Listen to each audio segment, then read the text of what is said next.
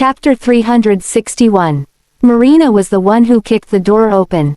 She approached Olivia with an angry expression. Raising her hand, she was about to slap Olivia. "You bitch, why are you always lurking around?" Chris grabbed Marina's hand. He was utterly disappointed in Marina. He didn't mind if she wasn't brilliant, and he didn't need her to be obedient either. But she shouldn't be rotten. Chloe was on the verge of death before her, and she wasn't nervous in the slightest. She even attacked Chloe. Now, here she was, trying to slap Olivia for no good reason. Chris didn't understand how his daughter had become so hateful. "Stop this nonsense at once, Marina. Didn't I tell you not to come here anymore?" Chris' words stirred Marina's anger even more. "Last time, it was that old bitch. This time, it's the young bitch. Don't forget that I'm your daughter, not her." Chris struck Marina with a resounding slap. She didn't expect to be slapped. She didn't even do anything but talk. "All these years, Chloe set her daughter aside and cared for you every day. I don't need you to be grateful, but at least don't bite the hand that fed you. Look at you now, spewing such vulgarities. Why have you become so vile?"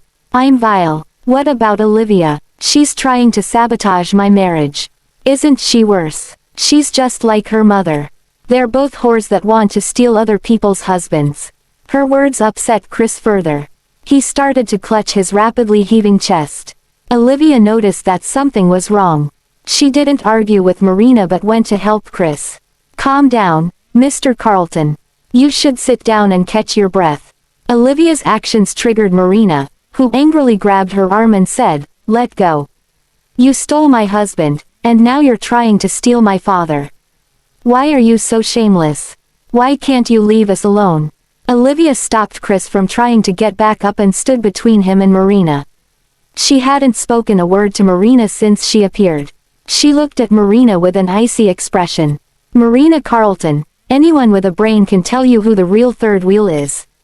I don't want to argue with you on this. Take a good look at your father. Look at how frail he is now." Olivia pointed at Chris and said, "I didn't know Mr. Carlton well back then. But I remember him coming back to Aldenvine in high spirits. But look at him now.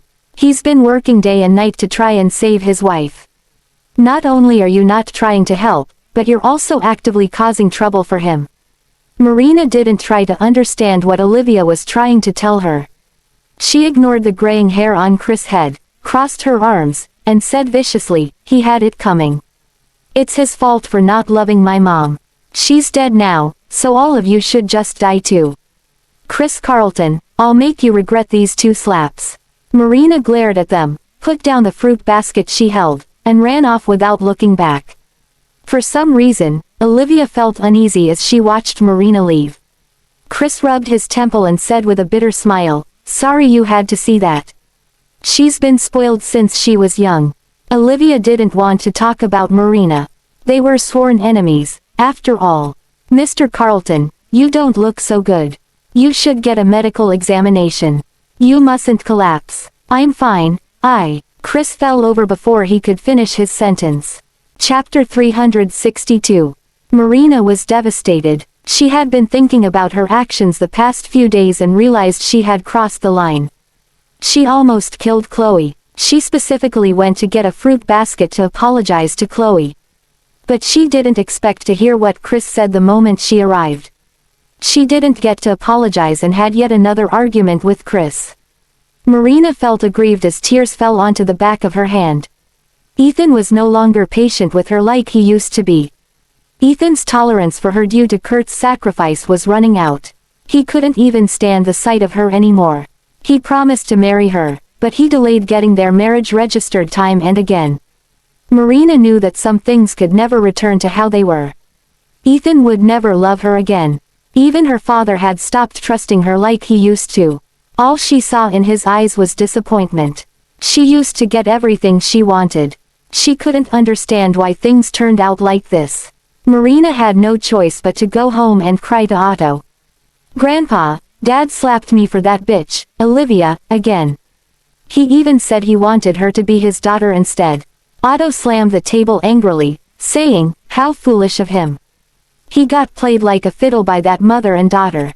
And he's even hitting his own daughter for them. Ridiculous. Marina felt even more upset.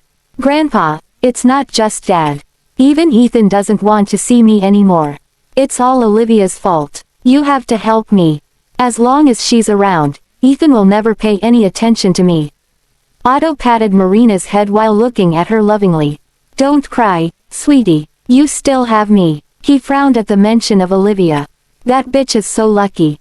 She survived again. The kidnapping last time caused quite a stir. Everyone thought Olivia was doomed, but she managed to survive against all odds. Marina wept profusely and said, Grandpa, please help me. If this continues, even my dad will be stolen away from me. Sweetie, my hands are tied here. Otto knew that if he plotted against Olivia and Ethan found out, he'd lose this grandson-in-law that he approved of. He didn't want to give up on Ethan because of a woman. Then what should we do, Grandpa? Don't worry, I have my own plans. Just remember to not do anything to Olivia. Understood. Otto then asked, did you tell your father about the bone marrow compatibility? Marina shook her head and said, of course not. I hate that woman with every fiber of my being. I wish she'd die sooner. You don't have to do anything else. Just keep this a secret and she'll be dead soon. Marina looked at Otto in surprise. Grandpa, Dad loves her so much. Aren't you worried that he might find out? If neither of us tells him, he'll never find out. Marina noticed the glint of bloodlust in Otto's eyes. She didn't understand why he hated Chloe so much. Otto seemed to know what Marina was thinking. He said icily, she married into the family but didn't even bear a child for us. Even so, your father dotes on her so much. It's like he wants our bloodline to end with him. Marina was displeased with what Otto said. She responded, Grandpa, you still have me. And I found an outstanding grandson-in-law for you. Feel free to rely on him. I know you're a good kid, but Ethan is too domineering. It'd be fine if he was loyal to you only. But he still cares for that ex-wife of his. Aren't you afraid of ending up with nothing if I hand everything to him? Sighing, Otto said, I've thought about this for a long time. It took great effort for us to get to where we are now. I can only hand everything over to a Carlton, so that barren woman has to go. Chapter 363. Otto's words shook Marina. He patted her shoulder and said, there's no need to be afraid. I have killed plenty of people on the battlefield. I wouldn't be resorting to such methods if your father had listened to me and had a baby. He's too crazy about her. So her leukemia didn't develop by chance. Marina looked at Otto in shock. The bloodlust in Otto's eyes remained strong. He said with a cold smile, that's right. I had wanted your father to marry a woman that's a match for our family after your mother passed away. But he married Chloe instead. She could no longer bear a child after her miscarriage. I asked your father to find another healthy woman and have a baby, but he refused. That's why I had to do this. Marina's fingers held onto the chair's armrests tightly. She was the one who caused Chloe's miscarriage. She had hated Chloe ever since she was a child. She felt like Chloe stole Chris' love from her mother. Marina thought if Chloe gave birth to a baby, even her father would be taken from her. Marina had felt happy that Chloe could no longer bear a child when she found out. She didn't expect her actions to cause Otto to harbor murderous intentions toward Chloe. Otto noticed that Marina was silent. He softened his attitude and said, Marina, you must be vicious to hold on to your status. Don't blame me for being ruthless. Everything I do is for you and our family. I know that, Grandpa.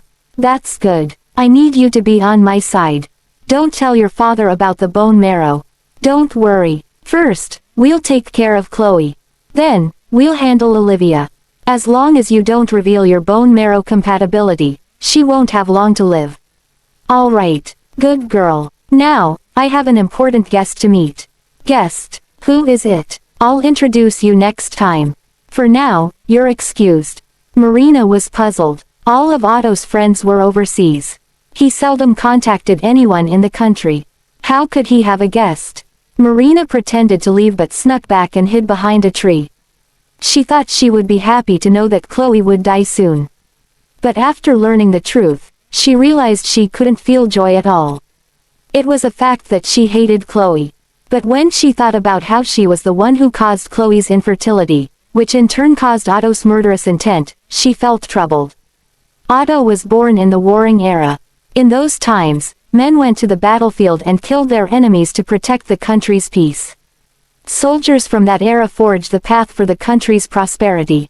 Meanwhile, most regular people these days couldn't even slaughter chickens, much less murder someone.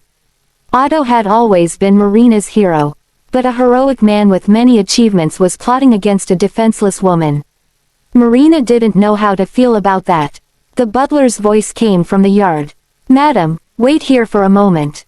Marina collected her thoughts and looked at the person. The guest was a woman wearing a black cloak that covered her entire body. Even her face was covered by a mask with a picture of a totem. Her attire didn't look like that of a modern person.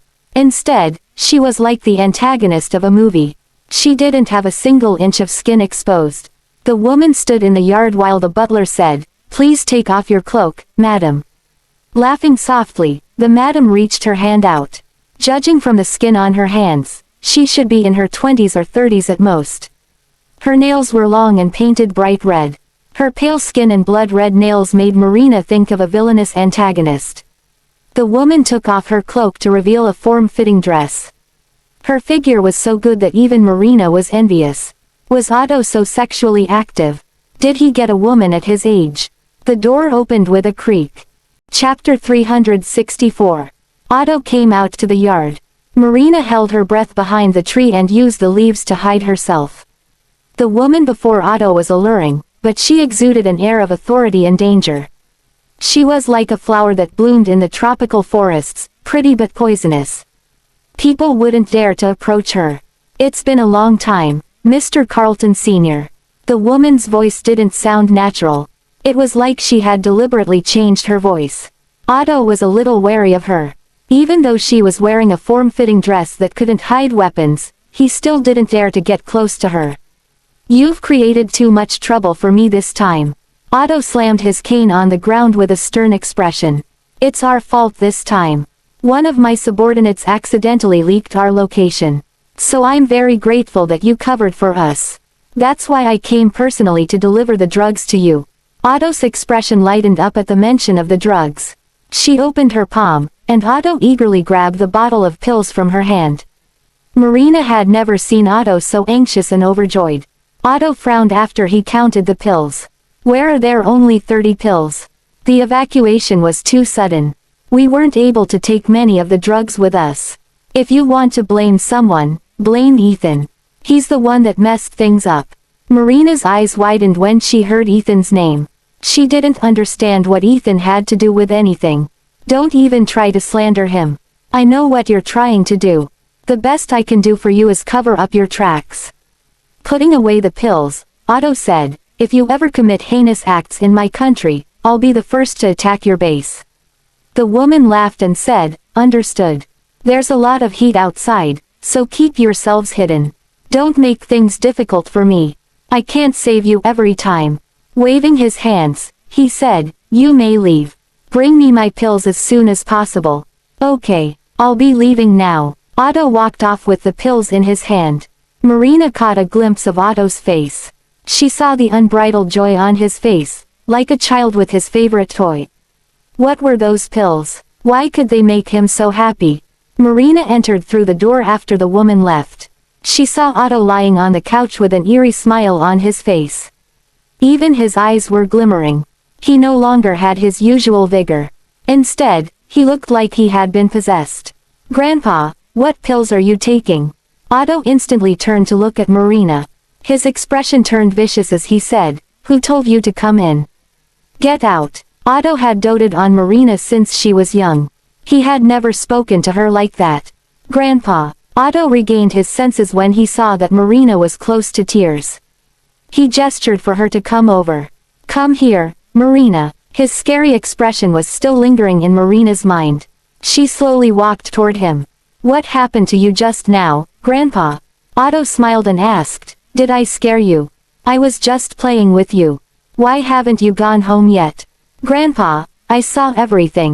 "Who is that woman? What are those pills that she gave you? I saw that your complexion was strange just now." There isn't even a label on the bottle. Were you scammed? There are a lot of scammers tricking the elderly into buying health products these days.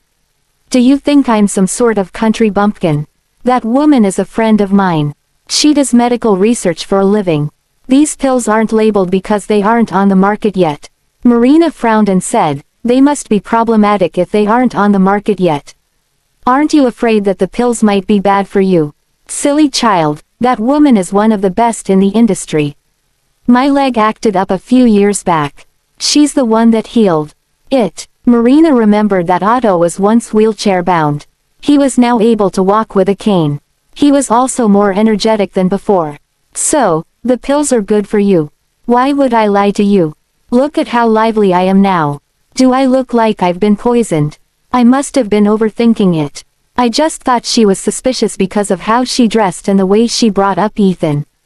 Otto patted Marina's head. There are no absolute evils in the world. Her medicine saves lives, so she's a good person to me.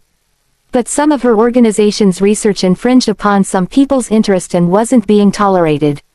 So, I helped her a little. Marina felt like something was wrong, but she couldn't put her finger on it. Okay, Grandpa, I just want you to be well. Alright, sweetie, don't tell anyone about this. I made a deal with her. Marina nodded and said, alright. Otto talked with her for a little while before she left. Marina exited the house but didn't see the driver anywhere. She was about to call the driver when a car parked at the side of the road honked at her.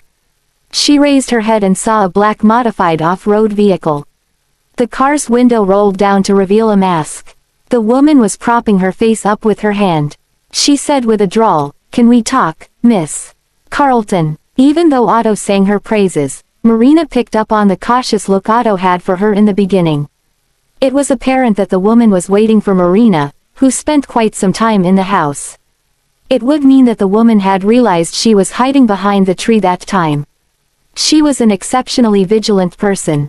Marina was on guard against her. Sorry, I'm busy. Her intuition told her that the woman was trouble and that she shouldn't approach her lightly. Chuckling, the woman asked, "Why? Are you afraid of me?" Marina bit her lip and said, "We don't even know each other. There's nothing to talk about." As Marina was about to dial her driver's number, the woman slowly took off her mask and asked, "How about now? Do you know me now?" Marina dropped her phone the moment she saw the woman's face. Her eyes were filled with disbelief as she muttered, "This can't be. How could it be you?" Chapter 365. Olivia immediately sent Chris to the emergency room. "How is he, doctor?" "Don't worry. It looks like he just fainted from exhaustion. I'll be able to confirm that after some checkups." Olivia was relieved, but she stayed by Chris' side and poured him a glass of warm water after he woke up. "Mr. Carlton, didn't I tell you that your body is in bad shape and that you need to rest?" Shaking his head, Chris said, "I'm fine. I've always been healthy. No matter how healthy you are, your body won't be able to take constant all-nighters. If you keep this up, you might be gone before Miss Parker. I'll call Marina over to take care of you." Chris grabbed her hand and stopped her. He said with a conflicted expression, "Don't call her, please. I'd die faster if she was here." It's embarrassing to bring it up, but Chloe had given her all the love she could ever need all these years. It was because her mother died early, and Chloe was separated from you. Marina became spoiled because Chloe doted on her too much. I had tried to intervene before, but Chloe would always defend her. And Marina's become like this because of our failed parenting. Olivia was the victim of Marina's antics, yet she was the one who had to comfort Chris. "Mr. Carlton, don't be too sad. Things will get better." "Thanks, Olivia." Chris' eyes were full of love as he looked at Olivia. He began to wish that Olivia was his daughter instead. "If you don't trust anyone else, I can stay here tonight to take care of Miss Parker. Even though we aren't blood related, I've called her my mom for so many years. I'm just happy that you can forgive her and take care of her. She'll be happy to know this. Mr. Carlton, rest well tonight. I'll handle things for now." Olivia began to help take care of both Chris and Chloe. She didn't expect to find herself taking care of them when Chris basically captured her and brought her back here. She wasn't sure if it was because Chris reminded her of Jeff or because Chris could help her uncover the truth of her origin. The incident happened so many years ago, and there were no leads. Tracking Chloe's daughter down would take more than a couple of days. Olivia was anxious, but Chris was even more so. He couldn't wait to find where Chloe's daughter was. Olivia wanted to send Ethan a message telling him that she wasn't going back after she had calmed Chris down. It was then she realized that she had blocked Ethan's number a long time ago. She unblocked his number and gave him a brief description of the situation through text. Ethan replied instantly. Olivia looked at his reply with a bitter smile. Their past chat logs were still there. She scrolled up and looked at them. Most of them were her messages to him. Ethan would barely reply once in every 10 messages. She looked at her messages that were begging for him to come home. It had only been 6 months since. But Olivia felt like it had been ages. She put away her phone and returned to Chloe's ward. It was unclear what Chloe was thinking about, but she was wiping her tears. When she saw Olivia entering the ward, she hastily wiped away her tears and smiled at her. "What are you doing back here, Liv? Mr. Carlton isn't looking too good because he's been staying up every night. I'll be taking over for him to take care of you tonight." Chloe quickly said, "There's no need for that. You should go home and rest. I have caregivers taking care of me. I'll be fine. Mr. Carlton is worried about you. He's been with you every night you're here. I have to say, he's really good to you." Uneasiness flashed across Chloe's face. "I'm sorry, Olivia. I had blamed you before. I even hated you. Our relationship was over the moment you chose Marina over me. But I was able to forgive you after seeing you like this. I don't have the right to blame you. Since we can't be mother and daughter, you can just treat me like a junior." Chloe started to sob again. She was regretting everything she had done to Olivia. She said emotionally, "I wonder who your biological mother is. She's a lucky woman to have a great daughter like you." Chapter 366. Olivia stayed by Chloe's side at the hospital. They were in a private ward with one bed. It was getting late. Chloe noticed that Olivia was nodding off, so she asked her to get on the bed. It was a bizarre feeling. Olivia had wanted to sleep in the same bed with her mother for so many years, but she never got the chance. She got what she wanted after they were revealed to be unrelated. Chloe held Olivia's hand and said gently, "Liv, I don't care who my biological daughter is. I still owe you a lot. I've been thinking about the past a lot while I'm bedridden here. I was horrible to you and Jeff. This illness must be karma. I'm ready to die. I have no regrets in this life. Chris has shown me a lot of love." The light from the corridor shone on Chloe's face. Olivia could see a happy smile on her face. "Liv, I'll treat you as my daughter even if you hate me and don't see me as your mother. I wasn't part of your life in the past. Even when you got divorced and were down in the dumps, I wasn't there for you. I owe you too much. I have some money saved up in a fund. I already went through the procedures of getting it out when your father's accident happened. I've taken the money out and asked Chris to deposit it in a card." Chloe took a card out from under her pillow and handed it to Olivia. "This is the money I've saved up for your wedding. It's not much, but it's a token of my affection." All the resentment Olivia harbored over the years vanished at that very moment. "I have enough money. I'm just happy that you thought of me. Take the money. At least I'll feel better that way. Liv, can you do something for me?" "What is it?" With pursed lips, Chloe said slowly, "Can you call me Mom, one more time?" Olivia paused for a moment, but she still said, "Mom." Good girl." Chloe turned to the side and hugged Olivia, who felt a little uneasy and didn't move. "I'm sorry I left you for so long. I love you. That's all I ever wanted," Olivia said as she hugged Chloe back. In Olivia's dream that night, she was no longer enveloped in darkness. She was back in the alley where the other kids had pushed her into as a kid. They told her that she was a motherless bastard. In the dream, she stood up with bruises all over and declared, "I have a mother. She loves me a lot." She held a smile on her face until the following day. The nurses couldn't bring themselves to disturb them. When Olivia woke up, she saw Chloe looking at her lovingly. Chloe brushed her fingers past Olivia's face and said, my daughter is so beautiful." Olivia felt a little shy. "Mom, I'll definitely find your biological daughter. It doesn't matter if you find her or not. You'll always be my daughter. I was stupid for neglecting you in the past. Now, I just want to make it up to you in the final days of my life." Chloe kissed Olivia on the head and said, "Liv, I hope you have a peaceful life." Tears welled up in Olivia's eyes. She didn't tell Chloe that she didn't have long to live as well. Although she had lived longer than the doctor's estimate, her life would be at risk as long as the tumor was still in her body.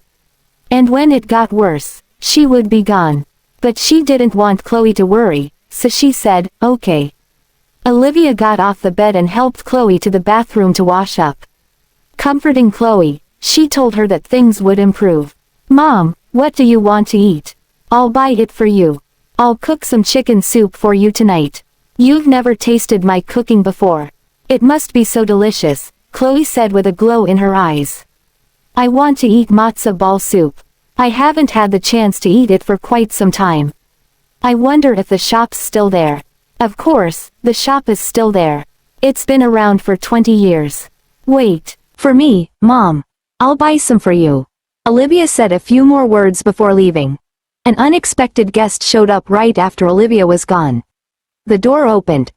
Chloe thought it would be Chris, but she saw Marina instead. Chapter 367. Chloe was surprised to see Marina, but her surprise quickly turned into happiness. She had always felt an inexplicable feeling of closeness with her. "It's so nice to see you, Marina. Have a seat." Marina thought Chloe would hate her after what she did last time.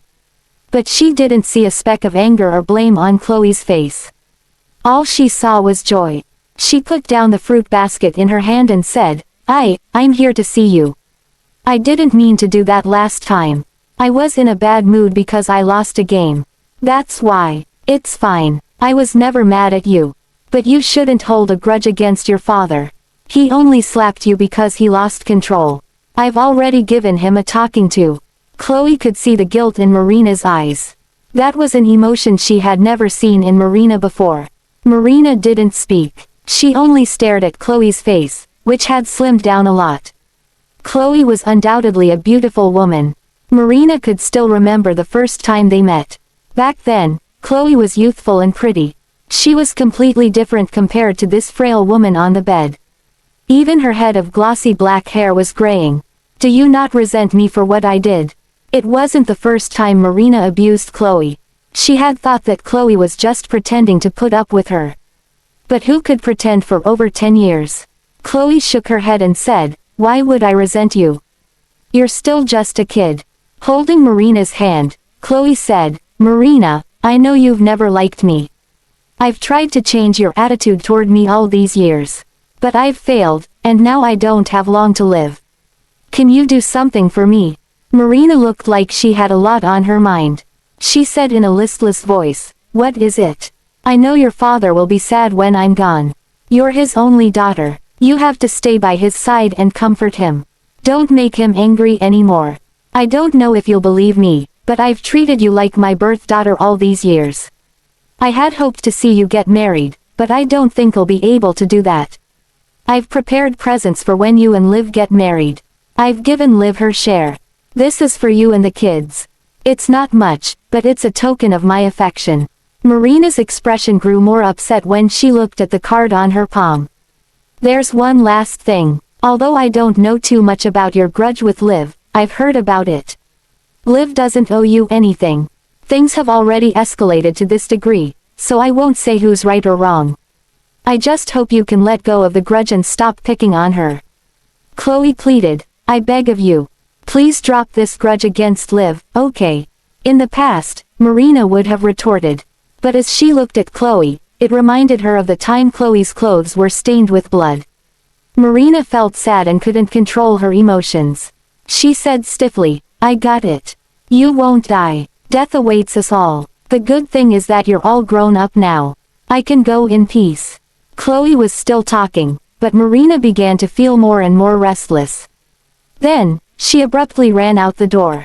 Chloe sighed sheepishly. She thought Marina ran away because she was tired of her nagging. Marina ran out of the hospital at full speed. Her whole body was still trembling slightly after she stopped. When her phone rang, she picked it up. Hello, did you pull it off? Chapter 368. Olivia was back on the street near the Fordham residence. The street had been around for a long time. Some of the shops on the street had become renowned brands. There were a lot of people there, and it was lively. She went to the matzo ball soup restaurant. The last time she came here was before she got married. There weren't a lot of customers in the restaurant yet. The owner saw her and greeted her heartily. Miss Fordham, I haven't seen you in a long time. Yeah, and your business is booming as usual. It's all thanks to you. Do you want the usual? Yes, I'd like 2 sets of the usual. Alright, please wait for a moment. Olivia placed her order and went to the store next door to buy some pastries. Chloe hadn't eaten these in more than a decade. Olivia wondered if she missed having them. Olivia headed back to the matzo ball soup restaurant with several bags. In her haste, she accidentally ran into someone. I'm so sorry, she apologized. Raising her head, she saw a handsome face. She exclaimed, it's you. The man looked at her, and surprise flashed in his eyes. You. It was the man that Olivia helped bring to the hospital last time. She was in a rush to visit the cemetery at that time, so she left before he woke up. Are you feeling better? Olivia asked. He still looked a little sickly and weak. His slender frame was dressed in an expensive suit. Even his illness couldn't conceal the air of elegance he had. The man didn't reply. Olivia saw that he was stunned, so she introduced herself. You fainted the other day. I was the one that brought you to the hospital. The man came back to his senses and muttered, you look so much like her. What? It's nothing. Thanks for bringing me to the hospital. Are you free? I want to take you out for lunch to thank you for saving my life. Olivia waved her hand, saying, there's no need. It's just a small deed. I still have something to do, so I'll be leaving now.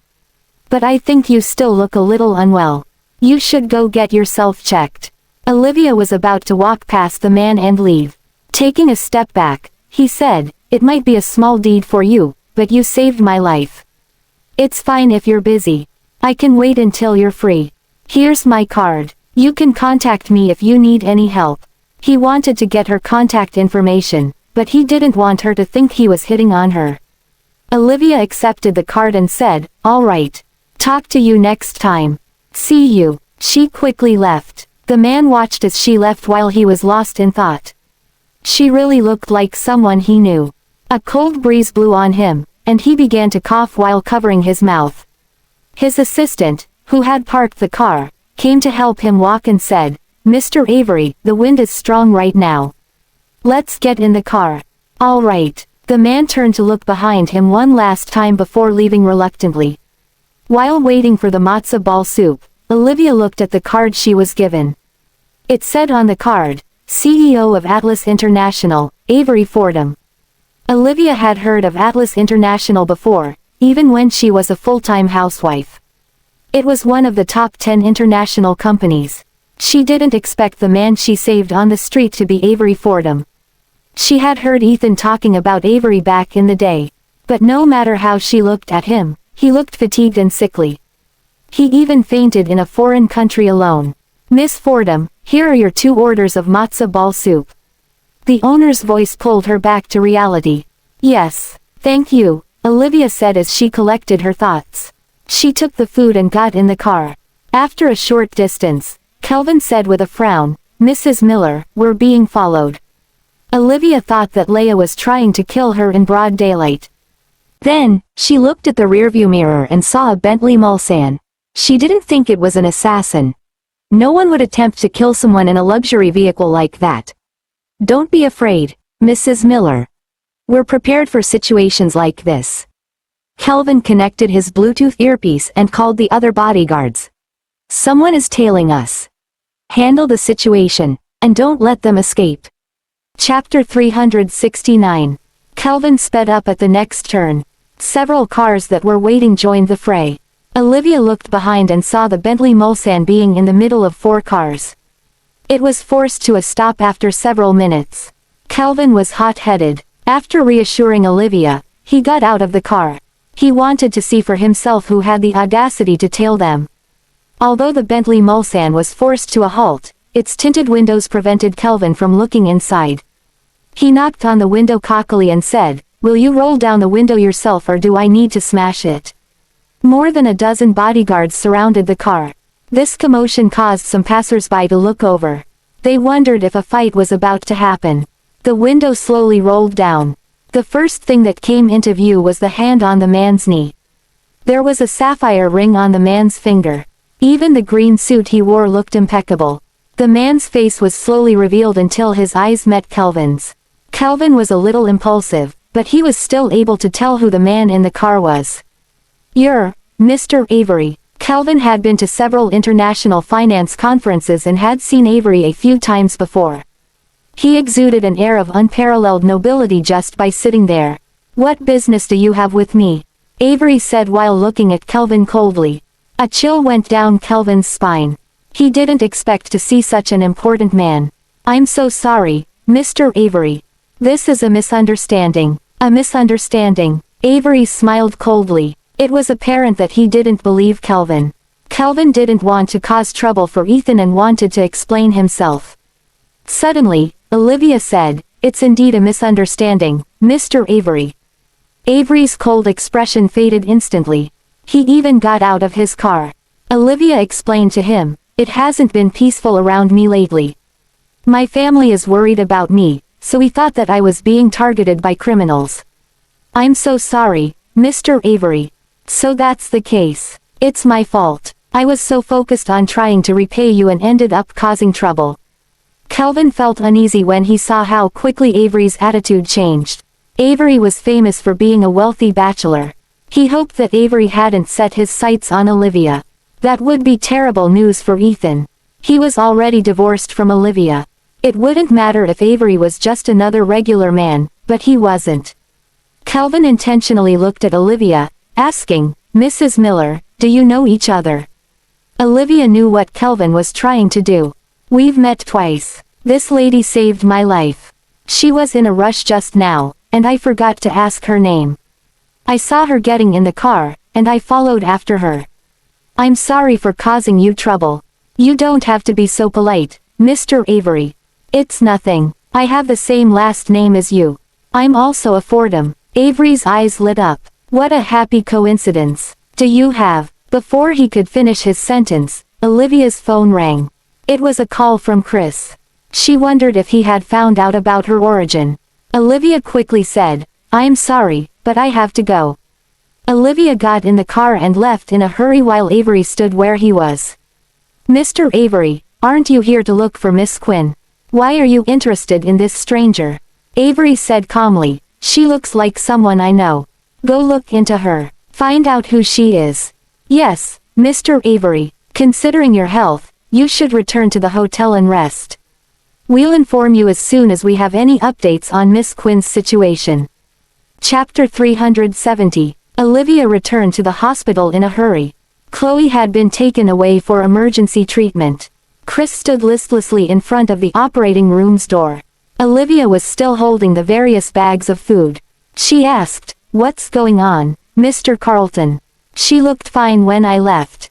She even told me she wanted to eat matzo ball soup. Why is she in there?" Chris looked at the bags Olivia was carrying and choked. She suddenly started to bleed a lot.